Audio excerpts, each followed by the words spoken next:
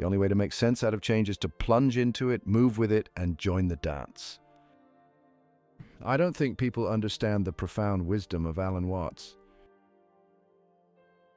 Alan Watts, a name synonymous with Eastern philosophy in the West, continues to captivate minds even decades after his passing.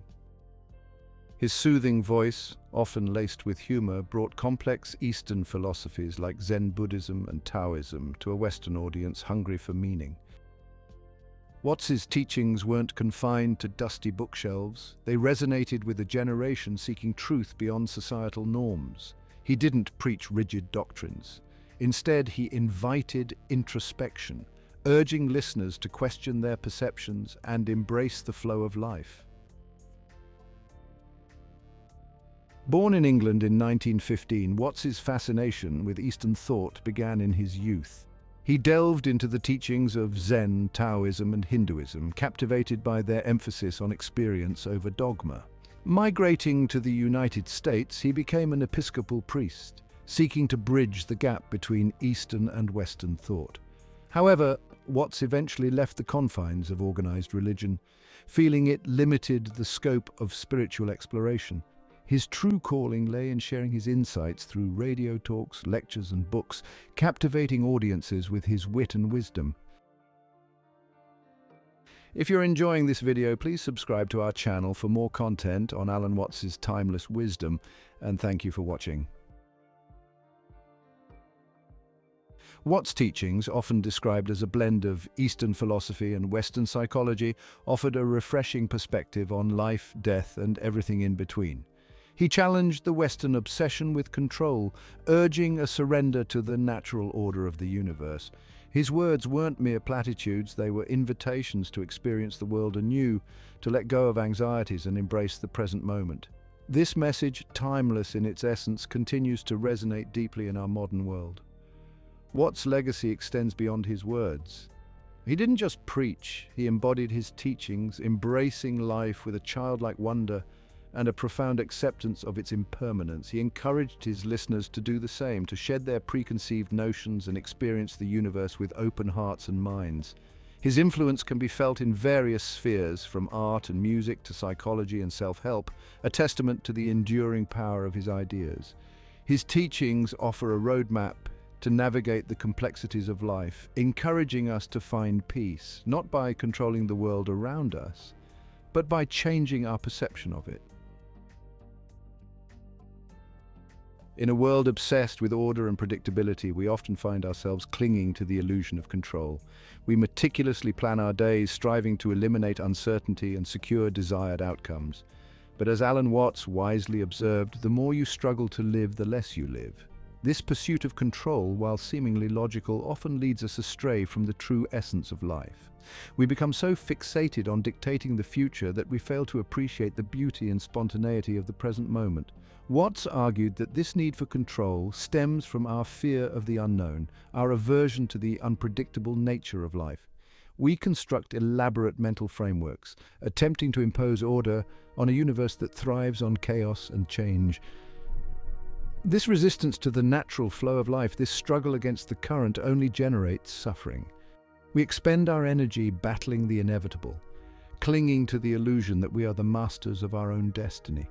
True peace, Watts suggested, lies in surrendering this illusion, in accepting that life unfolds in its own time, in its own way.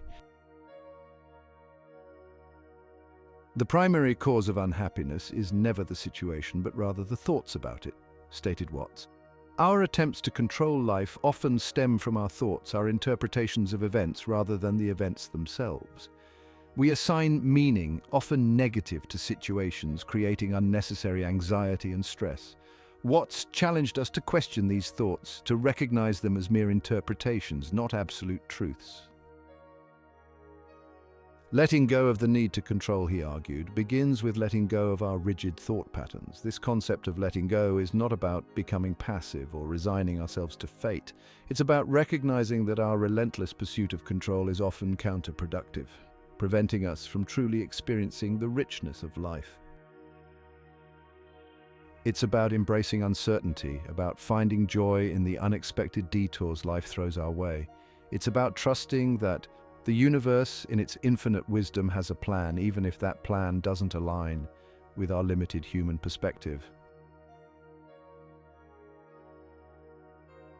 In the tapestry of life, we are not the weavers, meticulously controlling every thread. We are participants in a grand cosmic dance, swept along by a current far greater than ourselves. Accepting this truth, embracing the unfolding of life without resistance, is the key to unlocking true peace, according to Alan Watts. It's about surrendering to the present moment, to the ebb and flow of existence, trusting that we are precisely where we need to be. Resistance, Watts argued, is the root of suffering. When we resist the natural order of things, when we cling to outcomes that are not meant to be, we create friction within ourselves and with the world around us. This resistance manifests as stress, anxiety, and a profound sense of unease. True acceptance, however, is not about resigning ourselves to unhappiness or injustice. It's about acknowledging the reality of our situation without judgment, without the need to control or change it. The more you struggle to live, the less you live, warned Watts. Our attempts to control, to force life into a predetermined mold, often deprive us of the very joy and spontaneity that make life worth living. We become so fixated on reaching a destination that we fail to appreciate the journey itself. Surrender, in the context of Watts' teachings, is not about weakness or defeat. It's about relinquishing the illusion of control, about embracing the unknown with courage and an open heart. This act of surrender is not a one-time event, but a continuous practice, a conscious decision to let go of our need to dictate the terms of our existence. It's about trusting that the universe, in its infinite wisdom, is guiding us towards our highest good, even when we cannot perceive the path. It's about finding liberation in the present moment, in the realization that we are not separate from the flow of life, but rather an integral part of it. Life is like music. It must be composed by ear, feeling, and instinct, not by rule, professed Alan Watts. In the symphony of existence, the present moment is our only instrument, the only note we can truly play. The past is but an echo, a fading melody, the future, a distant harmony yet to be composed. Yet we often spend our lives dwelling in these realms of memory and anticipation, missing the music of the now. Watts urged us to break free from this mental time travel, to ground ourselves in the immediacy of our senses, to feel the warmth of the sun on our skin, to taste the sweetness of a ripe berry, to hear the laughter of children playing. These are the experiences that constitute the richness of life. By focusing our attention on these present sensations, we step out of the abstract world of thought and into the vibrant reality of the now.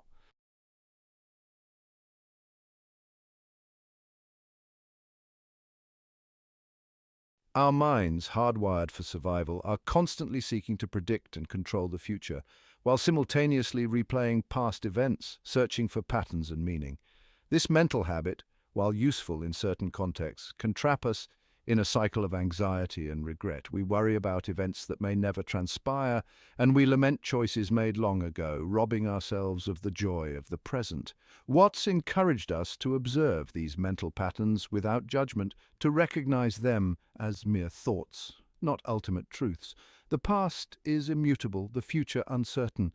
The only realm over which we have any real agency is the present. By releasing our grip on the past and future, we free ourselves to fully inhabit the only moment that truly exists.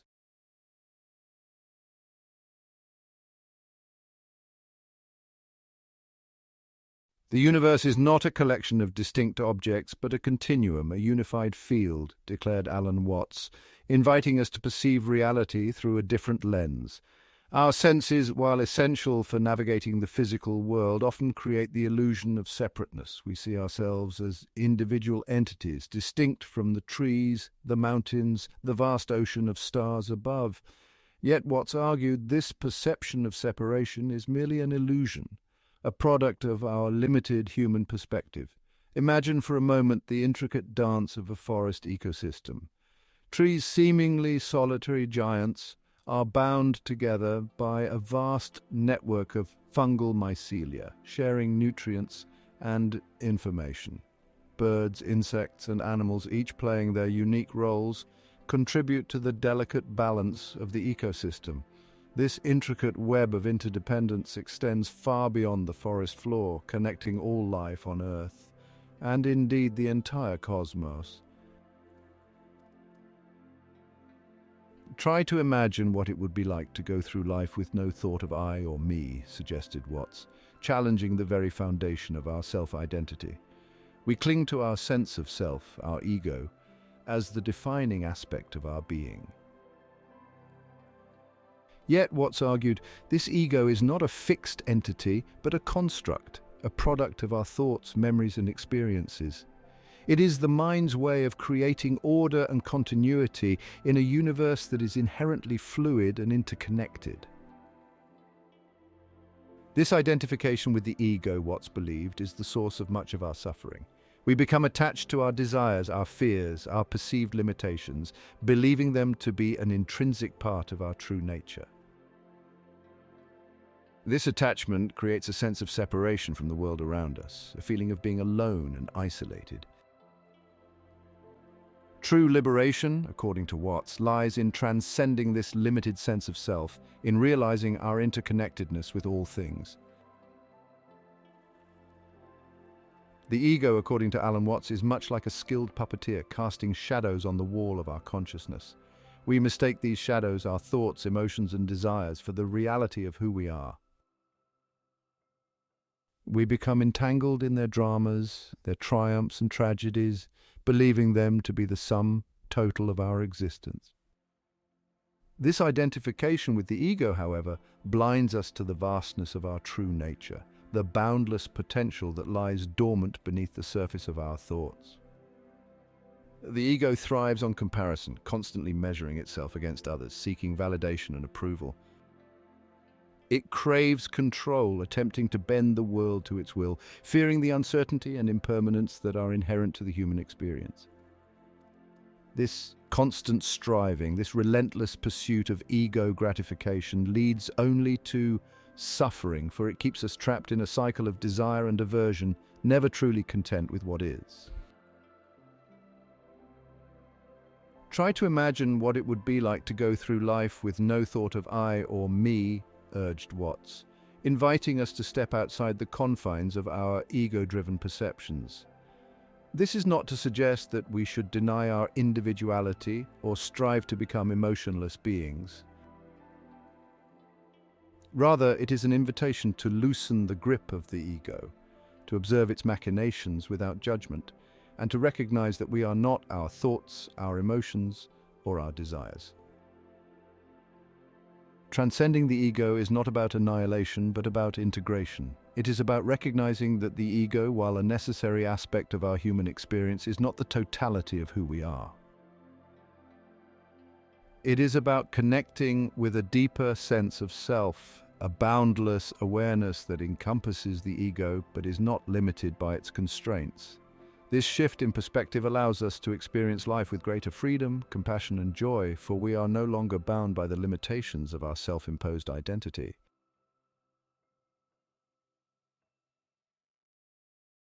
Alan Watts, drawing upon the profound insights of Zen Buddhism, Taoism, and Vedanta, offered a roadmap for navigating the complexities of life, a path leading away from the self-imposed suffering of the ego towards the liberation found in surrendering to the present moment.